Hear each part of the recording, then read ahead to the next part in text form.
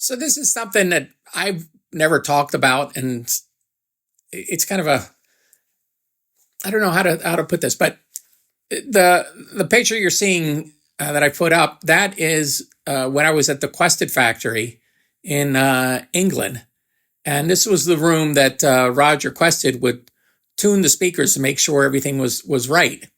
And if you see on the left hand side, all the way to the left in the blue, you see the Quested amplifiers, and on top you see the Quested crossover.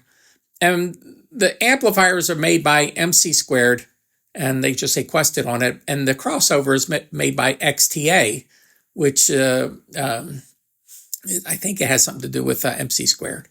But if you look a little further to the right, there's another rack.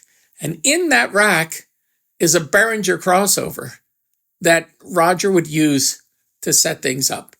And I've included close-up pictures of this so you can see this. And Roger would rave about that crossover. He would say, it's so clean. It's so, good and useful. And he says, I can't believe people don't use it. And I would always tell him, well, why don't we repackage it and call it Quested? He says, no, because somebody's going to figure out it's a Behringer, and then that's going to hurt the brand.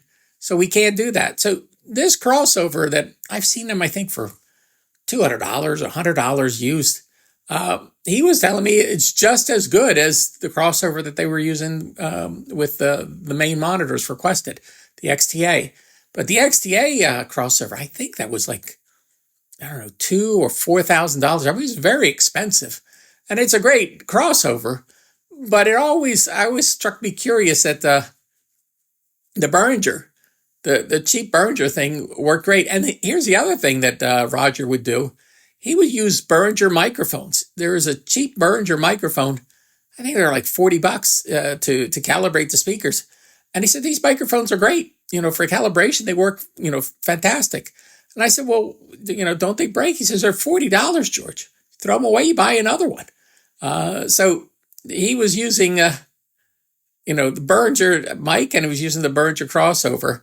I mean, this was in 2009. He may have moved on and used other things, but he's kind of he's stuck in his ways. But this is, I thought this was an interesting topic.